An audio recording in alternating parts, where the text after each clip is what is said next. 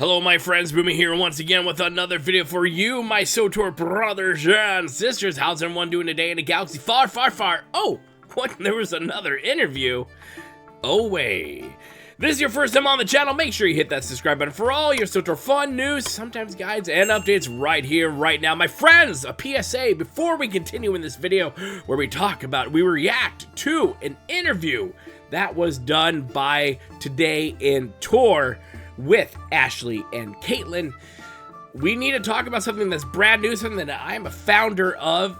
My friends, if you are looking for a community, you're looking for a place outside of the Reddit toxic trash that's there, outside of the forums, outside of X, outside of whatever platform you're on, head over to Discord. The link is in the description below to the Creator Cantina. It is a place for everyone to come and have fun and just talk about Star Wars The Old Republic and just talk about whatever. A bunch of us creators are there, a bunch of you guys are there. Guys, it's a place to be. So now that I did that, go punch the thing, get in there. Let's talk about this interview, my friends. This interview was pretty cool. It was actually really nice to see. It's a blog interview, so we're not doing a video reaction to it. So you're going to hear my voice a lot, and you're welcome. So what is Tor today came in and had an interview with Ashley and Caitlin, talk about the story process, how they go about doing stuff, how they go about writing the story, where their mindset is with the story, and how it just kind of unfolds the Star Wars The Old Republic. And I thought it was pretty cool, and there are some parts in it I went, well, this is where SWTOR, during the Charles Boyd days, kind of wrote itself into a corner, and we'll tackle that when we get there. So let's, without any further ado, let's get in there and let's start talking about this. Now, my friends, here we go. I would usually do the whole, like, clip it out and do it and whatnot, but this is a long one, and I didn't want to do that. So, here's Caitlin and Ashley. As everyone knows, Caitlin Sullivan Kelly is a principal writer for SWTOR, and Ashley Rule is a narrative director for Star Wars The Old Republic. Now, here's one of the questions. It is SWTOR's writing strategy plot-driven or character-driven? Plot-driven or character-driven? Question, would you describe the current writing strategy for SWTOR's main story as more plot-driven or character-driven? Ashley responds, technically our writing strategy is driven by the player's story. Our high-level goal is always to create a compelling story that weaves in the player's perspective and choices in their unique Star Wars fantasy. When we look at creating a brand new story, we start by identifying the large themes that we want to present to the player. From there, we identify characters that make sense to tie into that theme, new or returning, and then get into the nitty-gritty of those characters' personal journeys. Caitlin responds, the way I always describe our writing process to people is that the narrative team uses guideposts that we weave the plot around. The guideposts in the context of writing any story for SWTOR are always focused around characters, what they want, how they feel. In the case of players, we constantly considering the choices they make and emotions they might experience. As Ashley mentioned, making sure that all these themes are well presented is the goal we strive for when writing the main story, and the events we choose to happen in the plot are how we execute and achieve that goal. I think that's great. I think that's right, you know, in this type of game. This is a game that's very story driven, it's very player driven, so it's really kind of a tightrope the writers have to choose. Like, okay, this is story one we want to write, how do we think it's going to fit in with the fantasy the players already have and with everything that's gone on? So it is a really big tightrope for them to cross, really, and I think they've done a really good job at it so far. Now, yes, we have big issues with the Mandalorian storyline that's happening right now. With that being said, in the past, things have gone really well with this. I'm like, okay, that totally makes sense. At the same time, you can't please everyone. Everyone's fantasies are different, so, you know, you gotta give them a bit of grace on this one. Writing a story from the perspective of the player character. However, can you recall any occasions where you were way off the mark and were surprised by something players wanted to do in certain scenes, but weren't able to? And Caitlin responds to this one, in terms of stories that I was directly responsible for, I can't recall many specific incidents, no. But I think something that speaks well to our character-focused narrative is how many characters have been introduced over the years that players lament not being able to recruit or even romance. There are plenty of opportunities for players to kill off the characters they don't think fit within their story, but unfortunately we can't provide the same number of opportunities for the players to build friendships or relationships with the characters they like. respect, and admire. And Ashley chimed in as well with this one. She says, I'm always delighted by the breadth of player character perspectives that we have in SWTOR. In that way, I'm both surprised and not surprised that I've seen many players asking if they can romance Darth Malgus. But it is difficult balance of role-playing game development to build a cohesive story experience while still offering options for players to express their interests. For the choices that we can't offer due to story structure or development constraints, we love seeing the fan creations that explore these ideas. And I think in instances like this, we really need to just have hands-off main story people archetypes. Malgus, Shatil Shan, Jadis, Valen. Would I love the romance Valen? Oh, I mean, I know she's dead, but still. Ooh, you know Crazy Girl gonna be fun.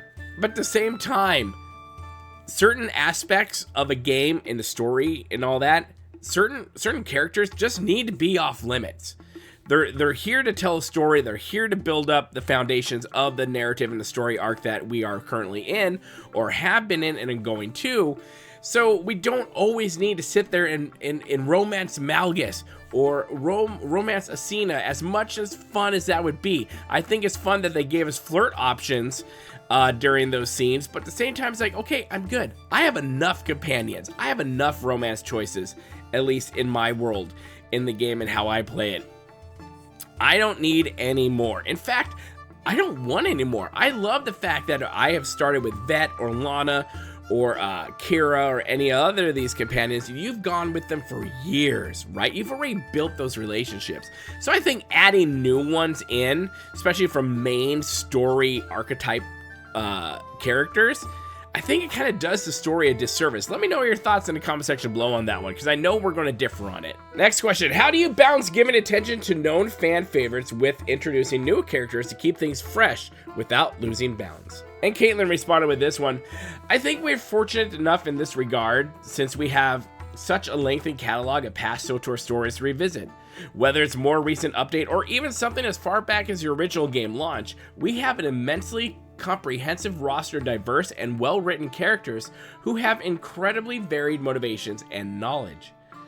No matter what the subject or current content update is, the odds are astronomical that a character would fit in well with the story that already exists. Think Talos resuming his role as an archaeology expert and digging deeper. Sana Ray acting as an emissary to the Voss leadership in Old Wounds, or Akavi and potentially Torian getting involved in a fight against Hedda Cole's insurrection. Bringing back any character, whether old or new, and fitting them in with the storytelling goals of the current narrative also allows us opportunities to expand on these characters. We explore what their beliefs would have driven them to do in the face of changes presented by the current conflict, and that enriches the narrative as a whole. There's nothing I can say about that one, I completely agree. Ashley says, when we're introducing new characters, it's usually to set up a new conflict or explore a new idea. For example, having Gallo represent the struggle of the Selkath caught between Empire and Republic, or Commander Kord or Darth Norok demonstrating the complicated relationship between the Imperial military and the Sith. Giving a face to a conflict or an idea helps us as viewers connect with them more personally, and these new ideas provide our established characters with opportunities for character growth. There's nothing really more I can add to that. I kind of agree with that one as well. Said, what year ATC are we in, both in universe and out of universe, for game updates? He expands on this one, says, does SWTOR still consider one day in real life, one day in universe as told by Charles Boyd? Or are the events of Legacy of the Sith from Elam to now only weeks or months apart? For reference, the last post in SWTOR's in-universe timeline was this post on the forums by Charles Boyd in 2021. Caitlin responds with, starting with game update 6.3, The Dark Descent, we've deviated from the concept of time in the game passing at the same rate as time in the real world. Charles went over this bit when 6.3 was released, but we've obviously had a fair bit of story updates since then. She continues, I plan to go into more detail about Legacy of the Sith's timeline in a forum post, but for now, I will say that the passage time is still condensed. The major story beats occur only weeks or months apart, and our next story update, which picks up shortly after Desperate Defiance, will take place at the end of 27 ATC 3626 before the Battle of Yavin. Now here's a really cool one. What is the motivation for cutscenes in main story content? What do you see as the main motivation for cinematic cutaways in story content? Asher responds, I think cutaway scenes are a great way to build more character outside of the player's story and make the galaxy feel bigger, but these scenes need to be used tactfully to respect the player's experience of the story. If something important to the plot is revealed to the player in a cutaway, but their character isn't present, we need to build in a scene where the character learns that information, effectively making the scene twice. It's also hard to create moments of surprise for the player's character if the player is like, yeah, I already knew that. The challenge becomes, if the player knows this, but we need their character to know it, when do we reconcile that imbalance of information? When where to add cutaway scenes really comes down to a matter of narrative perspective, where on one hand, you're viewing the story in a meta, omnipotent sense, versus being fully in the headspace of your character in the moment. And Caitlin also comes in and says, exactly as Ashley mentioned, a cutaway in cinematic is a storytelling tool that allows us to focus on our character-driven narrative goals, like making sure all the characters, allies, and enemies alike are well-rounded. This is best achieved by showing the characters' beliefs and motivations to the player, rather than telling the player what they are. And the scenes listed here, conversations between Arkin and Valen, or Sahar and Rakan, are great examples of that kind of exploration and character building. The player's character doesn't necessarily need to be privy to the information presented in those scenes, but for the player to emphasize with, understand, or even hate these characters. It's helpful to be shown how they interact with other people in their lives. And I like that. I love like Star Wars: The Old Republic when you're running by these even regular NPCs, they're having these conversations about what's going on, and you get that all over the game. I love that. You have stuff very similar to that kind of in World of Warcraft, where you have these bubbles that are over these main characters' heads, and it's more of a stay a while and listen. You kind of get backstories here and there that weren't part of the main story, and I really like that. It fills in the blanks, and I really like how they do this in Star Wars: The Old Republic especially. Now here we're going to get into the nit and grit and some of the things I was not a big fan of narrative-wise that they started doing in Star Wars: The Old Republic. They say, what is the state of the Jedi Council and Sith Council? What is the state? Well, we already went through that, right? What is the state of the Jedi Council and the Dark Council at this point in time, and who are their members? Caitlin, settle in for this one because it's going to get into lecture territory. The Jedi Council isn't the body of leadership we knew before the invasion of the Eternal Empire. Instead, it's more of an amalgamation of seasoned and highly respected Jedi Masters who are active participants in Task Force Nova's objectives to restore the Jedi Order to its former glory. We also see that these Jedi are more entwined with various Republic leaders and their interests.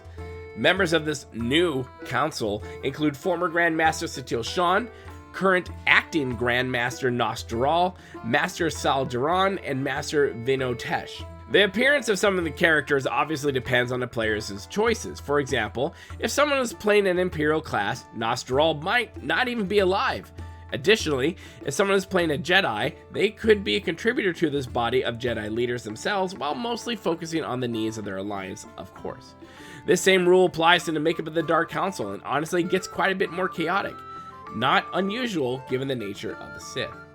She continues, based on player choices, the Empire is either ruled by Empress Asina or Emperor Vowron. The mainstays of the Dark Council are Darth Krovos at the head of the Sphere of Military Strategy, Darth Zarion at the preeminent leader of the Sphere of Galactic Influence, and Darth Rivix as the liaison between the Dark Council and the Alliance for players with Imperial characters. Seats affected by player choices get a little trickier. The head of the Sphere of Sith Doctrine is Darth Anathel, unless you're a Sith Inquisitor whose desire for power led you to take the seat for yourself. Darth Savix leads the Sphere of Scientific Advancement, unless she was killed on Onderon. The Sphere of Civil Administration could potentially be led by Darth Vowron if he is alive and isn't the Emperor. Darth Sahar, again, if she's alive. And Darth Norrock if he's, I'm sure you're seeing the pattern here. And this is where I think SWTOR kind of went off the rails, is when they gave us these choices to start killing off these mainstay characters. And then they went, well, okay, if you didn't kill the character, then, Vowron's Emperor. Or, well, nope, you killed Vowron, so Asina's Emperor. Or same vice versa over there on the Jedi on the Republic side. I think SWTOR really made a bad choice in that. They literally wrote themselves in a corner when it came to those decisions, whereas they should have just stuck with a decision, killed someone off, and this person is the current emperor of the story until they are removed.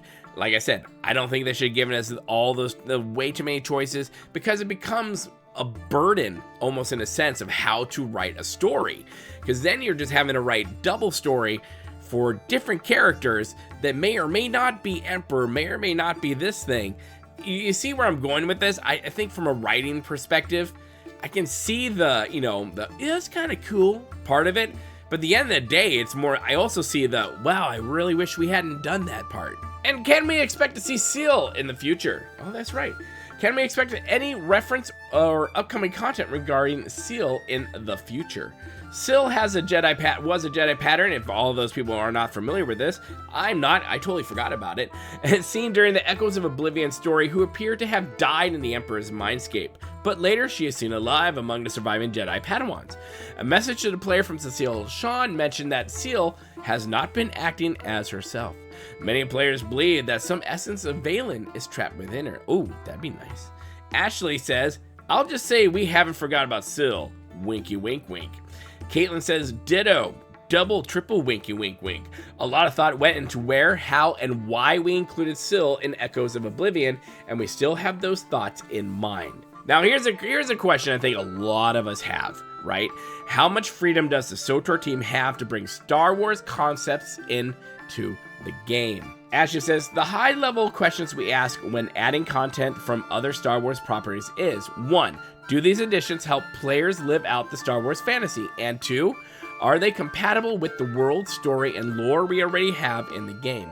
We work closely with our partners at Lucasfilm Games to make sure that we're bringing the SWTOR fits within our world and game, particularly in story content.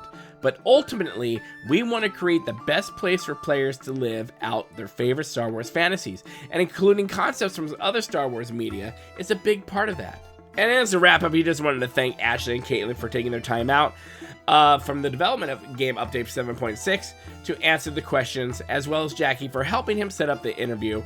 He said he'd also like to thank, which I think is awesome. I love that they were able to do that. They're able to get these interviews. That is a great thing.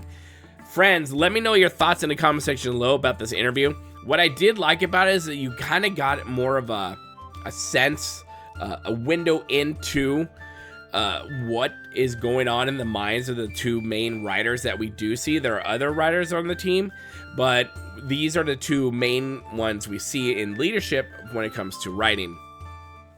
So I liked it into that aspect to where we get, okay, so this is where we're coming from. This is where you're coming from, party on. We've already talked about my ideas and my views on the whole, like, well, this person's dead, so let's write a story about that one. But no, that person might be alive in this other player's thing.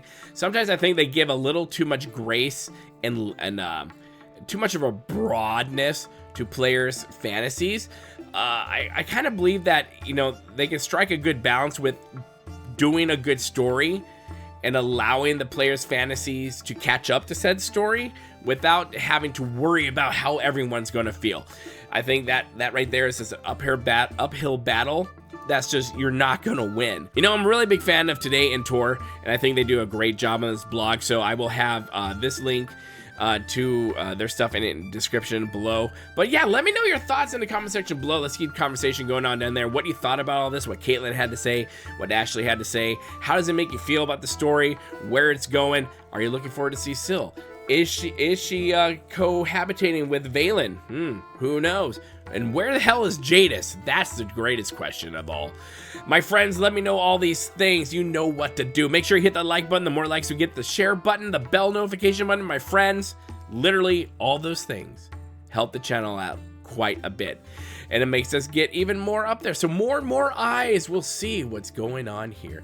Make sure you hit the subscribe and become part of the family here at Boomy Nation, the Freak Show YouTube, the black sheep of gaming. And as always, my friends, we're going to be kind. It's about community. And don't forget to spay and neuter your Wookiees. We'll see you later, my friends. Good day.